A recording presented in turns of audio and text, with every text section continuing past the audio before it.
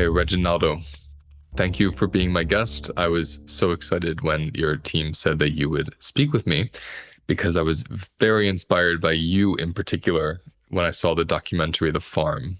And that documentary came to Woodstock, where I live, for a film festival, and it was the first movie my wife and I went to see.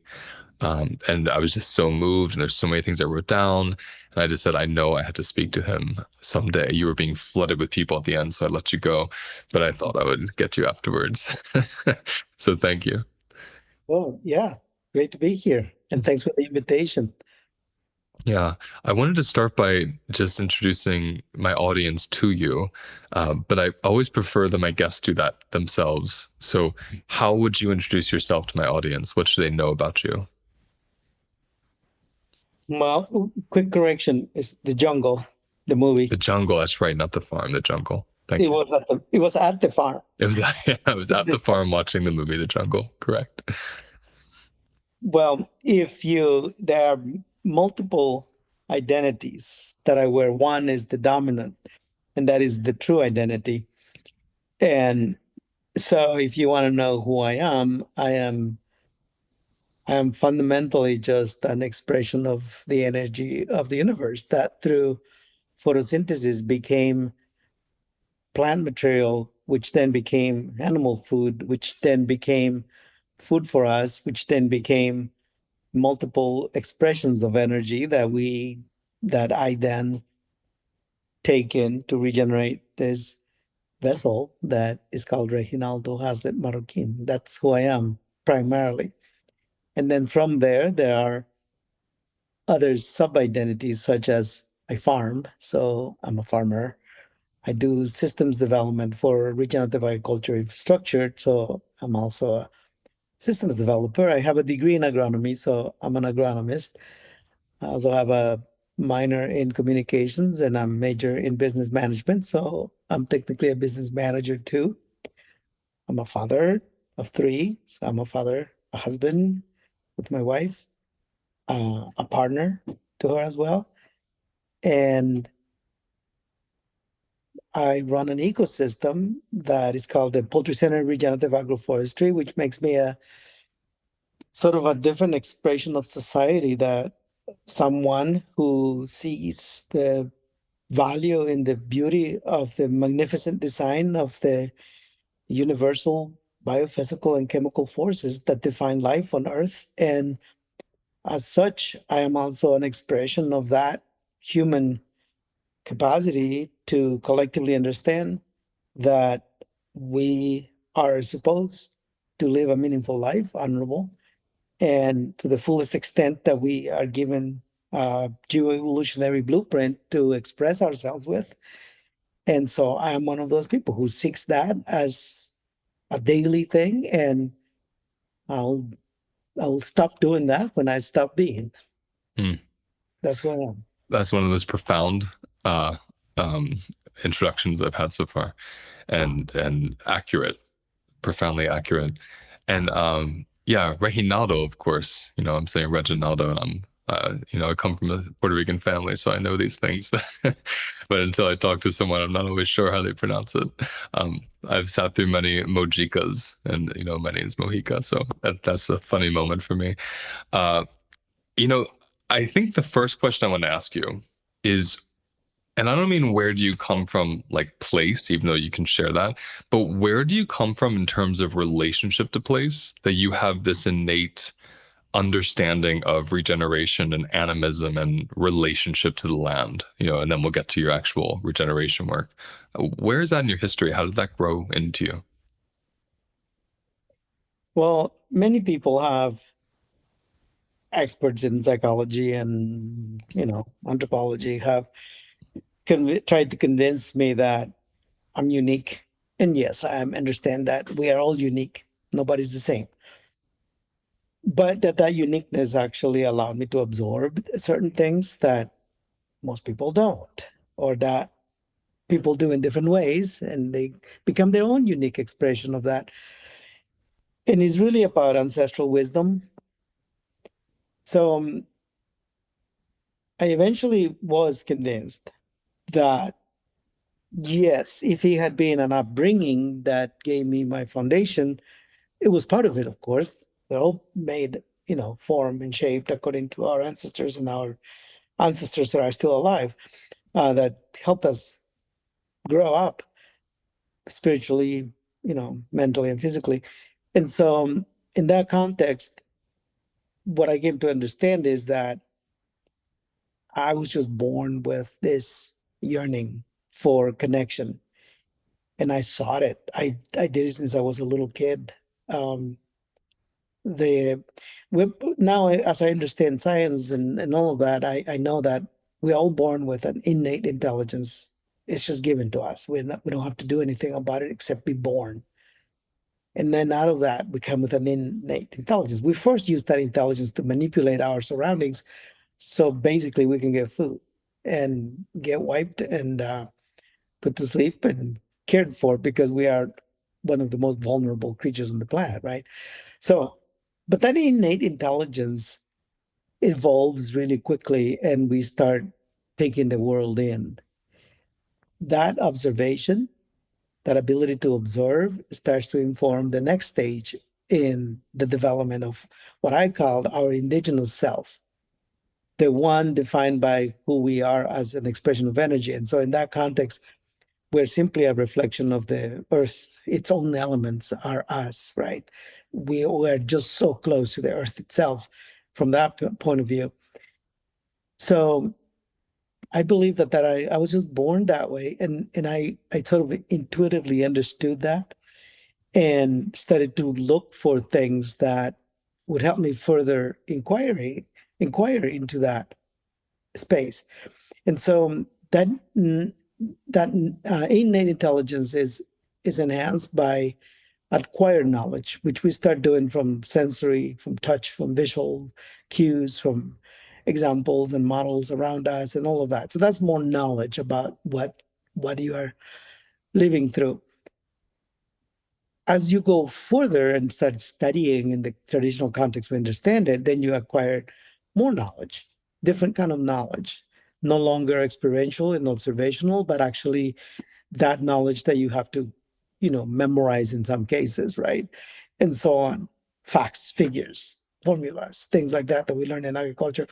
So if you put it all together and you align it with truly who you are as an indigenous creature of this planet, and then you start using that acquired knowledge in the context of the ancestral wisdom that emanates from the earth and the innate intelligence that you bring with, and the capacity to observe and absorb freely available natural knowledge and wisdom.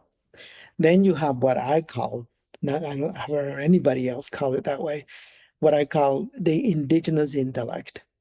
That indigenous intellect is the combination of all of it, all of the above. When done that way, then you develop what I call myself a mind, a body, and a spirit capable of expressing everything in every day, from the soil to riding a bus, in the context of a universal law of regeneration. And in that point, you start understanding the degenerative aspects of our daily being. And that is fundamental to the next stage for actually becoming what others have called regenerators, Mhm. at what makes you a regenerator at the end of the day. So that's where I come from. That's how I feel like eventually I'm able to explain why is it that when we walk the fields, there is a lot of stuff that it's just natural. I don't have to study, it just happens, right? But also I have walked with a lot of people who have the same exact gift. They just see different things than I do. And that collectiveness of intellect, indigenous intellect, it's what forms the true web of regeneration on a planetary level. So we are incapable of living alone. You can try. A few people, maybe one in a billion, can make it through life without ever seeing anybody else. The rest of us need connection, are, you know, have evolved into this space. And so that's the optimal the next level of that observation and capacity to see the world from that perspective. It doesn't mean we don't have conflicts. It doesn't mean I don't get angry. It doesn't mean any of those. Nobody's perfect in the context of what we think a perfect person is, but we are perfect in the context that we are a full expression of the human being. Hmm. That includes being angry. That includes eventually even having violence. We Hmm. are also colonizers capable of incredible violence. It's when we lose track of who we are that we start feeding the colonizer. And then we end up being only one thing and we become extractors, literally degenerators and colonizers. And then we go after everything for the short term gain and extraction. And then we forget about truly who we are again. So that's what I can say in a good Guatemalan style of going around the circle to tell you the same thing. I'm tracking. I'm tracking. I'm curious if you couldn't express it in words, what's the feeling you get when you're in the forest, when you're on the land, when you're feeling this innate intelligence, this innate indigenous intellect? What's the feeling? How do you know you're in that personally? Oh, it's as palpable as if somebody pokes you with a needle. So the way it feels to me is um, if I walk into the forest and I truly do it with the purpose of balancing my whole body. Just keep this in mind. The forest enhances who you are. Mm, We are so tightly linked neurologically to the chemicals that the trees emit that we are actually literally manipulated by the trees into certain ways of being. Now, the trees and the forest as a whole, according to some researchers, they they emit over 550 chemicals. And if you look at your brain activity and your organs functions and your blood pressure and everything, it changes. That's why there's this global thing called forest bathing. The thing I learned early on in life, very little because we needed to walk in the forest a lot, was you don't go into the forest angry and not aware of it because you will end up angrier. You don't go in the forest sad and unaware of it or afraid and unaware of it. You embrace how you are feeling so that you may find that balance. Otherwise, the force will enhance and you go nuts or you go get lost very easily, not be able to come out of the woods. A lot of people have that phenomena happen to them. Or you will come out more irritated than you went in. Now, why would that happen? Well, because we are enhanced in that wish, so to speak, that we come in. Okay, so long way to tell you. When I'm able to go in there, in the woods, into a space that is removed enough, that is balanced, has a balance of its own, is not disrupted too much, and we're able to commune with that energy, then you feel this kind of um, vibrating, tickling feeling through your body, gives you goosebumps. Sometimes you feel like crying. Sometimes you actually get tears and you embrace them. You let them be, and then you feel this. You feel like your hair is sticking up because you got these goosebumps probably in your follicles and in your hair in your head. Um, you go through this plethora of emotions, and then if you keep breathing in and out, and eventually you end up with this space where you start smiling and you start feeling like, wow, I'm really so happy to be a human being, and I'm so so positive about everything. Even if you went in there with you know having to write a check for $100,000 and you don't have the money, and you are feeling that pit in your stomach, and even in those conditions, you still find that place. That's what it feels like. It's transformational. It's not permanent fixed, but it surely heals like a wound that is open, and you let it heal a little bit. It hurts less. And if you do that continuously, hopefully, it allows you to truly, balance the world, as we say, the real world. Honestly, there is an artificial world we have created. And it's real, yes, but it's artificial. Hmm. We made it real artificially. And then there's the real world, which would have us naked and maybe barely, covered to not have cold and not be cold. And we would be, you know, eating off the earth and living. That would be the real life, right? And then we Hmm. have moved further and further away from it to create this place of comfort.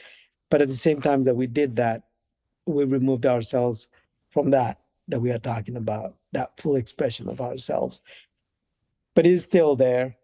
We all have it. It will take probably another couple thousand years to start attenuating it. Because unless we get genetically engineered to not feel those human things, that's the way it's gonna feel.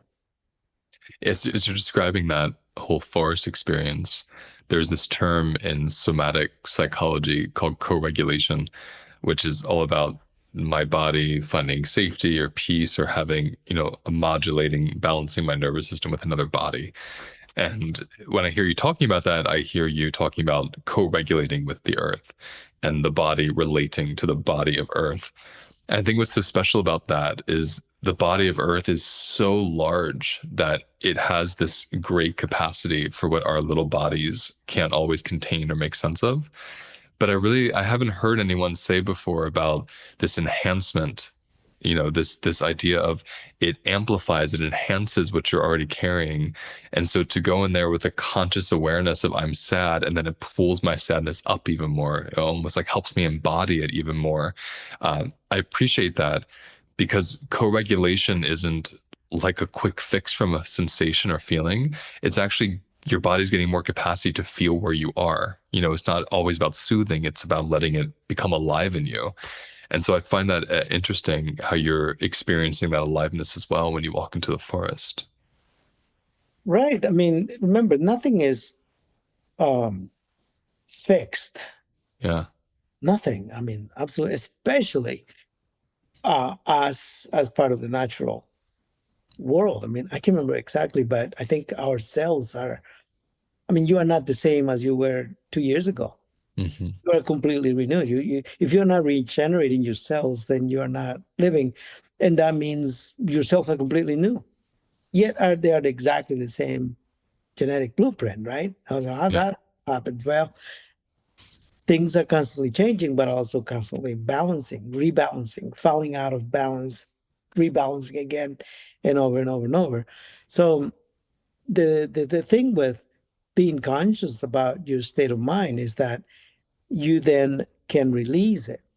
It's like an addiction. If you don't know you're addicted to something, even the idea that somebody tells you that you should go to treatment offends you and irritates you, right? I mean, at least I have to observe. I don't have a specific addiction to anything except life itself. Um, but other than that, anybody interfering with me just living, that irritates me. So the phone ringing irritates me. My phone has never rang. And, around me, like my wife remembers to turn it off when we are around so that there is living going on. And so that to me is, if we're not conscious of that, even the idea of turning the phone off irritates somebody because they are so addicted to that Yeah. that ding, that whatever it is. Because I noticed that it's hard to have a conversation when people don't disconnect that way. So you go into those spaces in order to balance this larger body. Imagine you're just a tree. And so if you take your shoes off, step on the ground barefoot, I can guarantee you the reason that we have to do that here and then, and it feels so much better after you do that, is because the energy will balance out. And the planet as a whole is still quite balanced out, energetically speaking. It would have gotten rid of us if it wasn't finding its balance on a continuous basis. Of course, sometimes it's going to have to shake itself like a dog after a bath. So what I'm saying is that in that set of conditions, barefoot, especially because the palm of our hands and the palm of our feet, we exchange so much energy through those two places that when you stand on the ground, your cells probably because of their high iron content are orienting themselves to the true north. Um, are exchanging energy. We're exchanging energy with that. So think about detox in an ionizer as opposed to putting your feet on the ground. If we can do that for half an hour, like we do in the clinic with those in the water, we probably we I haven't yet checked the energy levels and everything, but to me it's almost just as effective, or if not more. And so this balancing, we had just become this little dot now connected to the ground. Hmm. It puts us into that space in connection, energetic connection with the planet. And it has a direct, immediate impact. At the same time, the trees are their own beings. They are our ancestors. They gave us birth in a way. Hmm. They watched us grow from many, many hundreds of thousands of years ago. They know exactly who we are and how to interact with us. And so now we have to start consciously thinking about all of that which is also governed by other forces like gravity and atmospheric pressure. And if it wasn't that the case, then our hair and arms wouldn't rise up when there is a storm coming, for example, right? Once you start paying attention to all of that, then you come into this experience which lasts quite a while. And I mean, like a week may go by before I start feeling that urge to go back into the woods. Of course, if I could, I would just live there. But Hmm. my wife doesn't like the woods because there's too many mosquitoes. We live on the top of the hill, so there's more wind. So wait, pause there. You said something I thought people needed to hear again. There's this really dominant story or narrative about the earth, we're killing the earth and humans are bad. And then you said something that I really loved. The earth is still quite balanced, because we're able to live on it. There's still a balance. Can you just pull that apart for me a little bit so people can hear that?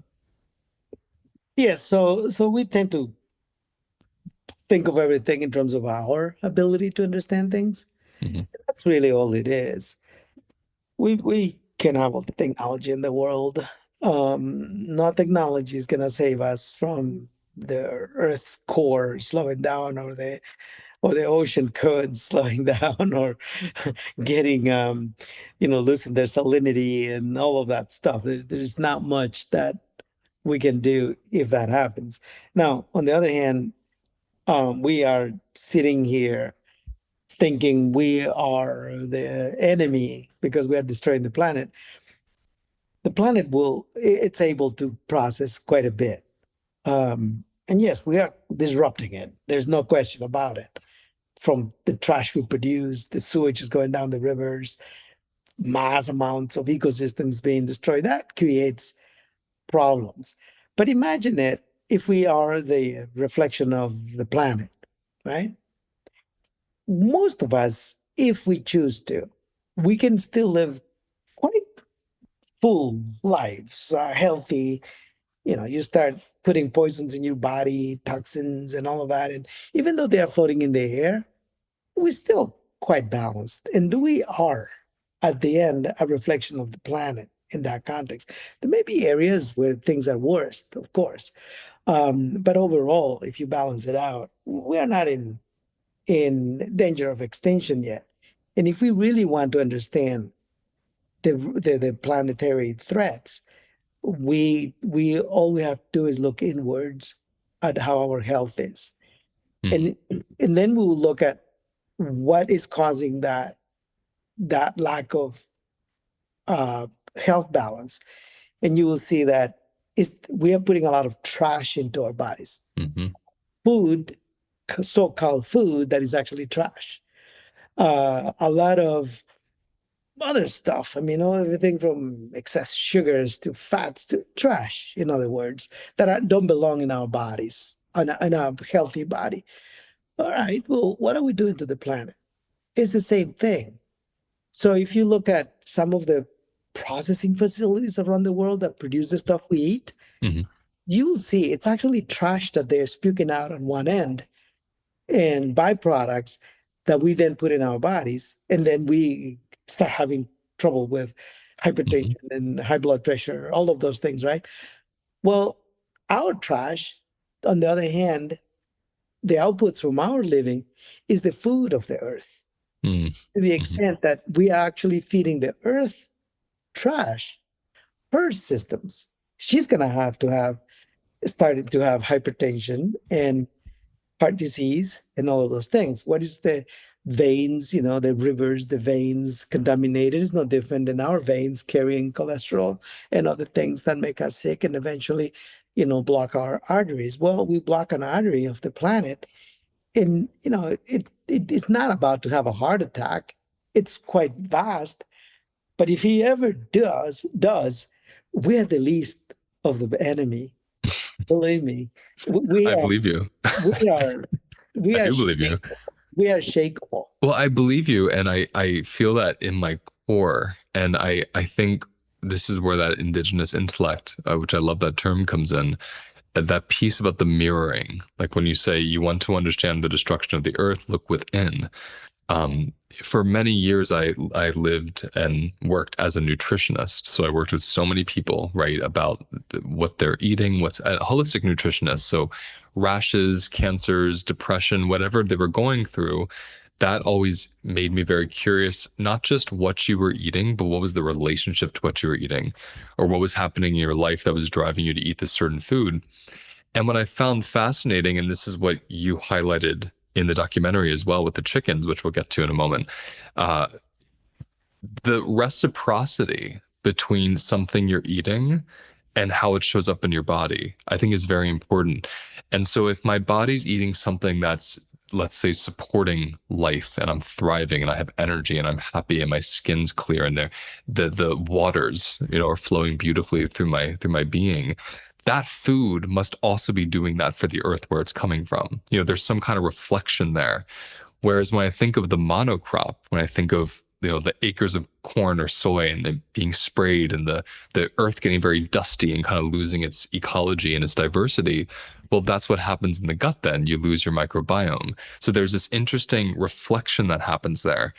And this is where your work interests me because what you were talking about in the documentary was here we are putting chickens, just using chickens as an example, outside of their native habitat, which is a canopy because they are prey. I mean, they are the people will predators will go after them. So they want to be hidden. And so you found this wonderful way to create this, as you call it, tree range chicken farms or whatever you want to call them, where it's regenerating the earth. Their feces and their waste is feeding these hazelnut trees, which is making more nutritious hazelnuts. And I'm just using that as one example of if I ate those chickens, the life they would give me compared to a factory farm chicken, the way the factory affects the earth, the way your chickens actually rehabilitate the earth, there's a similar mirroring happening in my own bones. So can you kind of like riff with me on that, especially when it comes to the tree range? Tell us about this a little bit. Yeah. So if you think of it from another perspective, when you ask, so you're a farmer. Well, what do you produce? Oh, and the farmer goes, I I'm a cattle rancher. I produce beef, corn, soybeans, whatever, right? Well, nothing could be farther from the truth. We don't produce anything. That's an illusion. It's something we told ourselves and we come to believe it is one of those things like many other lies. Hmm. Uh, Now, on the other hand, we do harvest things from the land, from the farm, whether it's a factory farm or something else.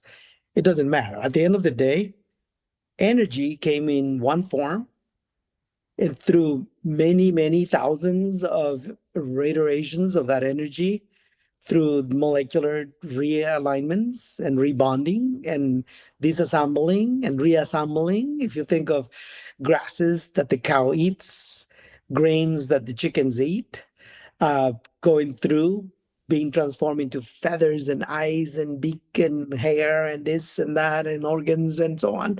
Some of it into poop and going back into the space where the animals are. All of that is simply a process of where biophysics and chemistry is 100% in action to create that transformation of energy so that we can then harvest whatever it is that we intended. If you planted a orange tree, then your intention is to see through it, see to it that that energy throughput is properly flowing so that you may harvest oranges or eggs or chickens and so on.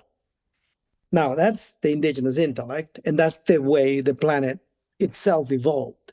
And that's how we came to be. We came to be because, as part of that evolutionary process, we just became one of those expressions of that energy, just like an apple, no different than a mouse or a cricket. That's how we came to be. As a result of that, everything is a mirror of something or the consequence or the result or the linkage to something else that is linked to something else. And you could go back millions and millions of years, hundreds of millions of years, and you still got the same connection. On the other hand, there is no new energy except for very little new energy that has come into the planet. So technically, when you breathe in right now, no matter where you are, you may as well be breathing in the same air the dinosaurs exhaled 60 million years ago. And so, as we think of that and we see it through the eyes of the full indigenous intellect, or at least to the extent that we can use some of it, what you will find out is that the idea that you can turn a system that is so holistic, which gave us origin, which means we are a reflection of the integrity of that system and our body's integrity molecularly, physically, spiritually, even because we develop a spiritual connection to our food long time ago. Even countries at war, where the leaders can sit down for a meal, can still find peace when they eat. That spiritual connection to our nourishment is ancient Mm-hmm. as our existence, as the existence of life itself, not just ours. Mm-hmm. Think of it, the magnitude of that. Mm-hmm. And then here we come, and we just have this arrogance and this ignorance and this thing that tells us that somehow we can make that better. And so here we are trying to take Mm-hmm. a beautiful creature that evolved over all that time and became this incredible expression of energy. And by the way, everything is food. Everything is food to something else. If we live honorably and we go back to the ground the way we are supposed to, you will become food to something else. And then you live forever. That's the whole concept of eternity. As long as the earth exists, we are eternal. If the earth ceases to exist, then we will be not eternal. And by the way, we don't have to exist physically to be eternal, right? Because the energy is what is eternal. And so when you think of it that way, the idea, one, that we can intellectually do better and create a genetically modified organism that can actually outperform natural systems is not only ignorant, is technically intellectually stupid, Mm-hmm. is very disrespectful to the actual knowledge that the planet has given us for free. Mm-hmm. And it is self destructive to our own ability to live healthy in a body that is healthy because we have thrown everything out of the balance of that generates health.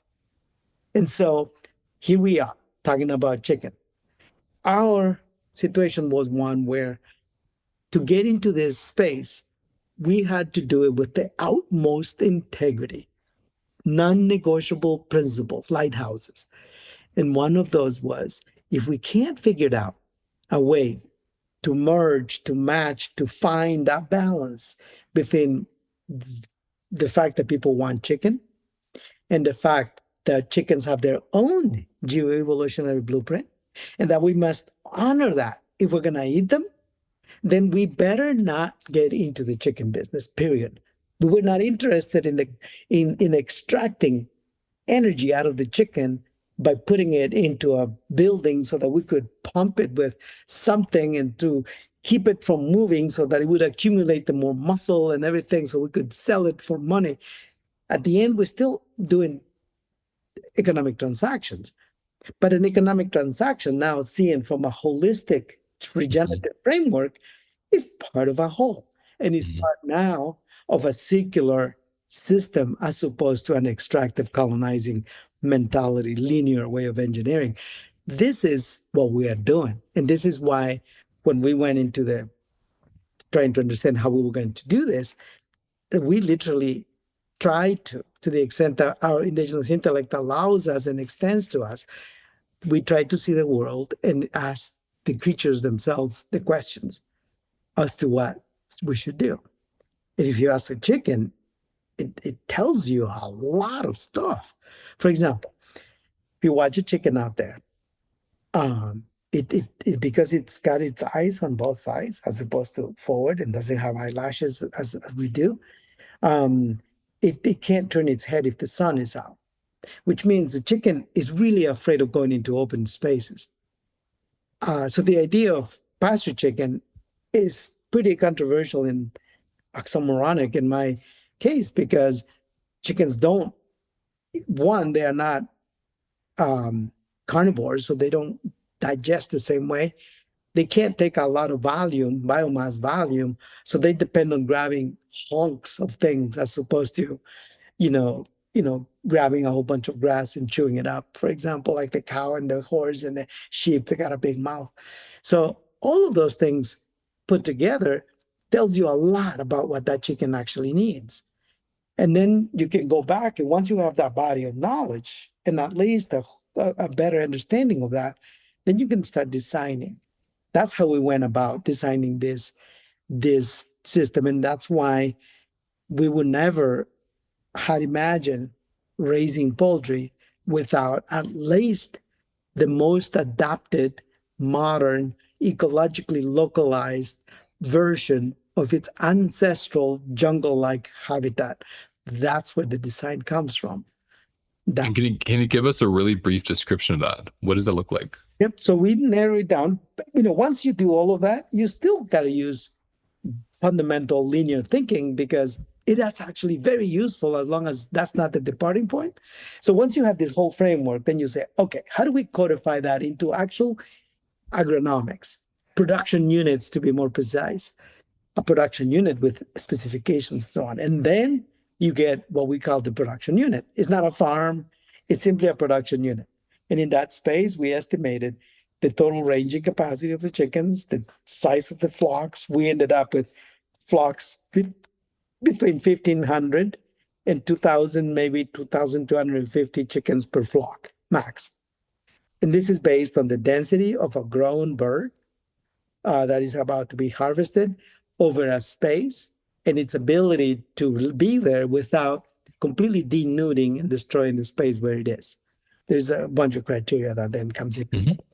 Right. So that landed us at 1.5 acres for the Midwest, 1.5 acres, one building, 1 square foot of space indoors, a shelter that is fixed, well protected so that they are completely secured at night, and exit doors so that they don't exit in the same doors continuously to break the cycles of parasites and other diseases that make it established before they do or as they do we switch them, and then the other creatures don't know what to do because they don't have the host, and then they die out.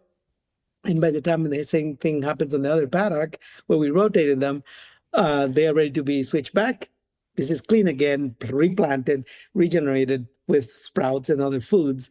And so the chicken now has that ancestral food because it needs the hunks and everything to eat. As opposed to thinking of grasses or pastures, we think of food.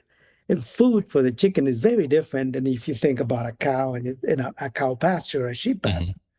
And so that's what it comes down to. And then for shade, we also ask the plants themselves. Here in the Midwest, if you pay attention to a lot of the native species, because that was the other criteria. If it's not native, we probably don't want it. But if it's native and also has an economic value, we got this triangular equation that we use where we actually rate the ecological value. If it's native to this ecology, it gets a 10 or 100, whatever number. And if it's been introduced but is more than 200 years of being here, then it gets a 5. If it's less than that, then it goes down to potentially 0. If it's corn or soybeans, we'll have a 0. Mhm. Um, and then and then you go in and look at the economic value. Do people buy this, eat it? Is it valuable? Not necessarily looking at yields or anything like that. Just trying to get a sense of whether if we plant that tree or that bush or shrub, is it going to generate economic value too? And then, of course, we look at the social. Is it acceptable? Do people use it as for sacred purposes, for baskets, for other things, right? Mhm. Social acceptance. And so once you get to that, for example, in our case in Minnesota, the key was what are the native species that grow beyond the reach of the chicken, which is around 4 feet. And so, and we produce fruit above that point. So we could harvest it off the air as opposed to off the ground because there would be manure in the ground. All of those considerations. And when you Mhm. start looking around, the hazelnut tells you an amazing story to the point that I have the internalized this conversation between the chicken and the hazelnut, where the chicken needed protection from predators, from the air especially, because during the day it was awake and it could hide and fly and do other things, still maybe get caught by a fox, but the fox will still have to work really hard. The hawk, on the other hand, comes from above, and if it's sunny, the chicken can't see. Mhm. It needed to get under something to control its environment. One. Two, it needed to be completely invisible to the above. So it couldn't be an elderberry because the elderberry still lets things through. The density of the canopy. And it needed to be an understory because there couldn't be space between the chicken and a potential perch high above, because then you give the predator complete ability to calculate its own math and okay, landing, take off. Can I make it? I need this much runway, blah blah blah. The hawk is doing the same math and trying to figure it out. Is it am I going to be successful? Because the whole point of a predator is to have maximum success. And so when you disrupt those things, then the predator can't get the prey. And the chicken and the hazelnut had this conversation back and forth. And the hazelnut would ask the chicken, well, you know, you seem to poop. Can you poop in my trunk so that I can get the nutrients I need? And the chicken will go like, well, what do you have to offer? Mhm. The hazelnut will go like, well, you know what? I could produce a thick canopy that will protect you because I know you're afraid of this flying predators. And the chicken was, well, you don't have enough. And then the hazelnut said, well, listen, I'll grow in the Midwest where hawks and eagles and all of that are more prominent. The hazelnut said, you know what? Not gonna grow into a trunk like the European hazelnut. I'm gonna grow into twigs and I will become inhospitable to the predator. So the predator needs to grab on because of its talons and everything, right? And it needs to perch. And the hazelnut said, I'm not going to let them perch. So he developed into this absolutely uncomfortable structure at the same time that he produced all of this canopy, which is 100% multi-layer, by the way. A hawk cannot see a chicken under. And in the winter, it's very difficult for a hawk to get through that because it will get caught Mhm. and then he needs the space to take off again, and the twigs just don't let it have that push, right? So this conversation happened for thousands and thousands of years until they fine-tuned their systems. The chicken, according to scientists, is one of the least efficient feed converters, meaning that if you put a pound of feed into the chicken, you get less meat than if you put the same pound of feed into a cow or a pig or something else. So, okay, it was inefficient. Well, inefficient to the linear mind, super efficient to a holistic understanding and in an indigenous way of seeing the world. So it's inefficient, quote unquote, because they negotiated with the hazelnut that the chicken will poop nitrogen-rich manure. And so that nitrogen-rich manure means the chicken has to eat more bugs, which also means it will control more of the insects and other things that may overpopulate, which Hmm. also means that now the hazelnut can have its energy to reproduce and to grow healthy nuts because otherwise it can't fill them. And we found out that the hazelnuts in where the chickens are ranging under are producing as many as 2 times more hazelnuts per bush than the hazelnuts outside of the paddocks where there is no chickens and we are not moving the manure. So we got all three of them: chickens, hazelnuts with chickens under, hazelnuts with chicken manure, and hazelnuts with nothing. And the difference is so massive. Of course, I mean, we'll say, oh, you're putting manure on those. Yes. But even the ones with manure don't produce Hmm. as much as where the chickens are under Hmm. Because of that relationship piece. I this mean, relationship. what I'm hearing with all this and what I'm feeling is so beautiful. The way you were saying a farmer will say, like, I produce soybeans or I produce cow or whatever. And what I'm hearing you say is a shift from that, like you said, extractive place into a really a relational one. So instead of like I make corn, it's almost like I cultivate, I steward the land to have all these relationships. That's how I hear you doing your work. And I think that's a really beautiful way to shift the kind of the when I think of colonization and I think of indigeneity, I always think of dominance or relating. It's kind of like one or the other.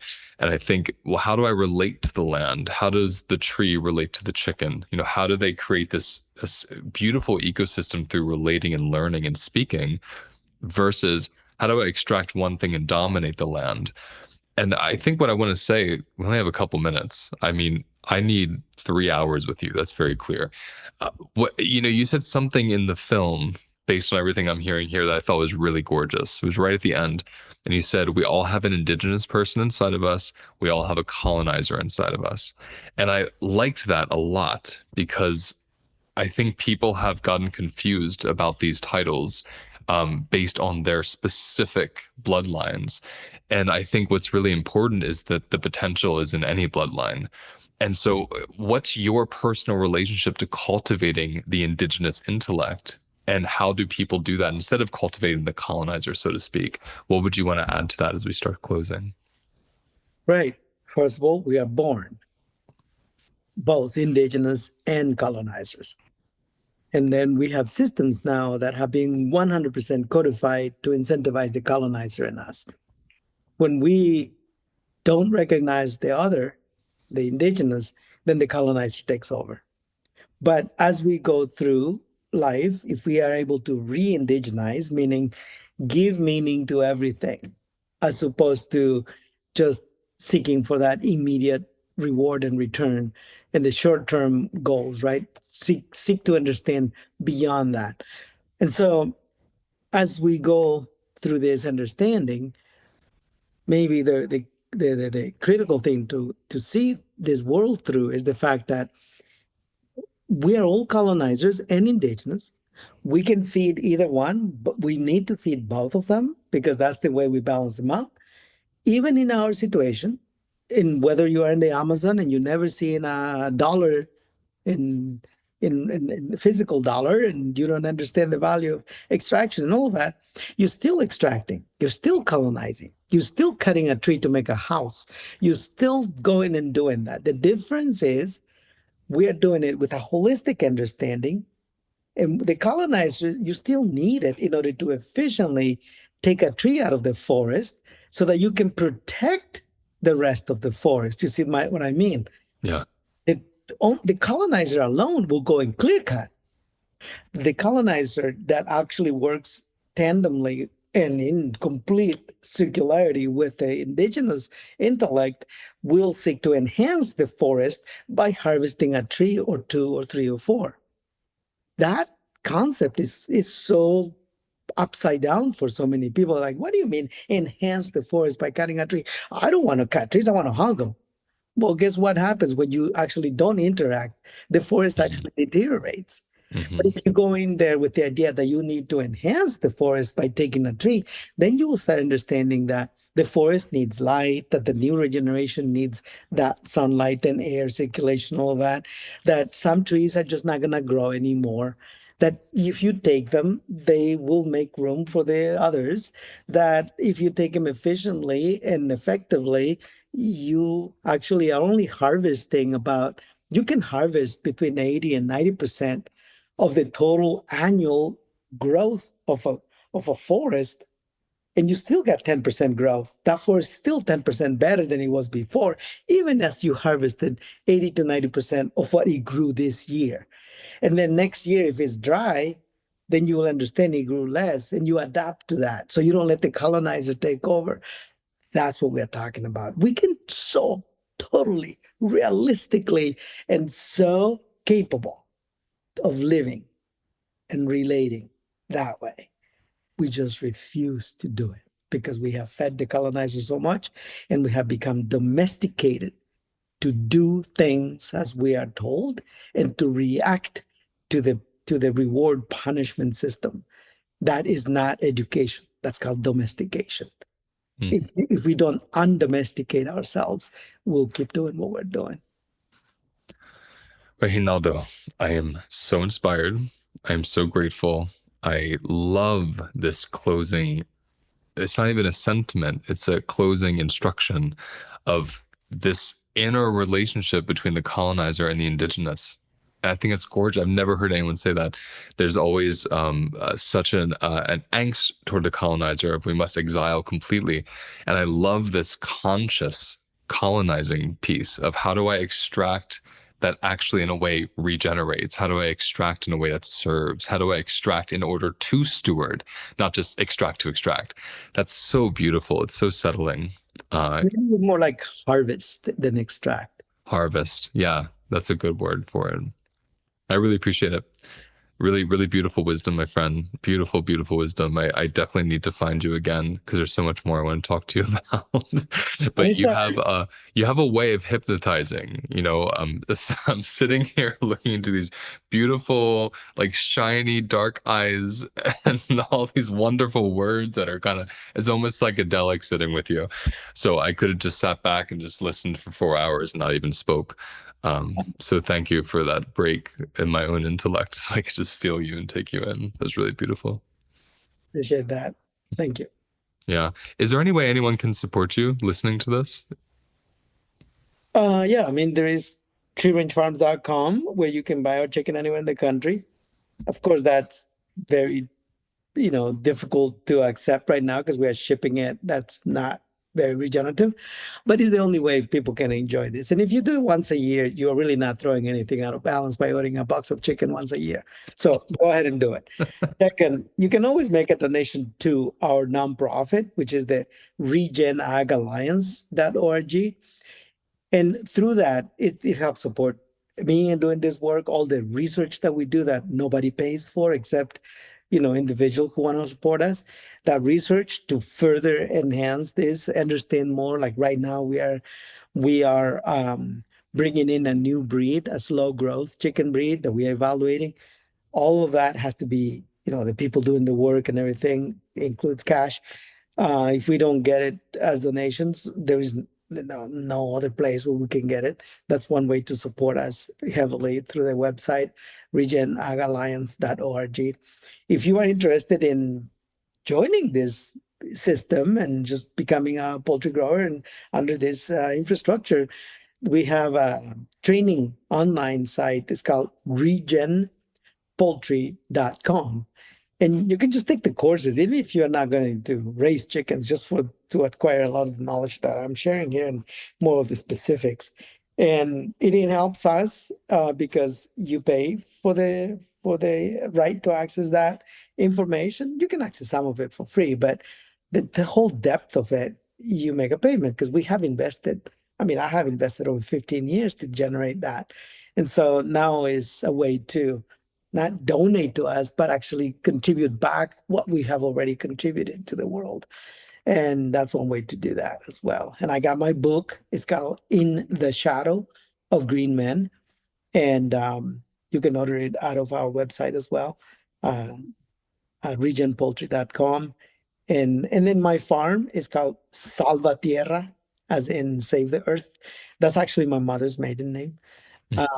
Salvatierra, SALVATIERRA.com. And that's our farm. And you can always go there and see other ways to support us. Well, all of that we'll list in the episode details so people can just click on it.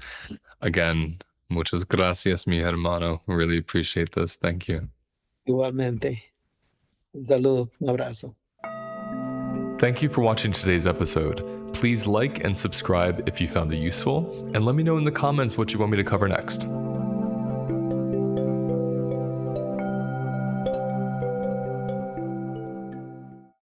I have developed a 4-week self-paced course that takes 18 years of my personal and professional experience and puts it into one place where you can easily and quickly learn the foundations of recovering from stress and trauma. How does the food you eat affect your stress levels? How do the relationships in your life create stress or peace? How does the relationship you have with your body allow you to feel happier and more settled? I will cover all this and so much more in this 4-week self-paced course. And the best part, it's self-paced. You don't have to sign up at a certain date or finish it at a certain time. It's yours for life, and it's waiting there for you when you're ready to finish it. Throughout this course, I'll be teaching you philosophies and practices that combine my 3 favorite modalities: somatic experiencing, embodied parts work, and nutrition. For more information on this course, click on the link in my episode details. Getting there, it was just, I could tell something special was about to happen. There's just something about in-person retreats that just doesn't compare to online space. Minla is outstandingly beautiful. Why not be there with Luis and his team?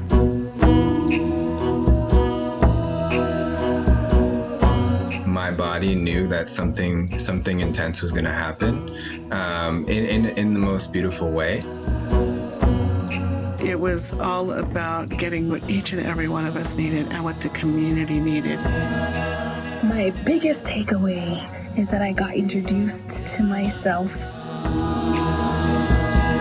We're just a bunch of misfits trying to find community with one another, and that's where my heart just blasted open because I felt like seen, and yeah, it was beautiful. I loved it.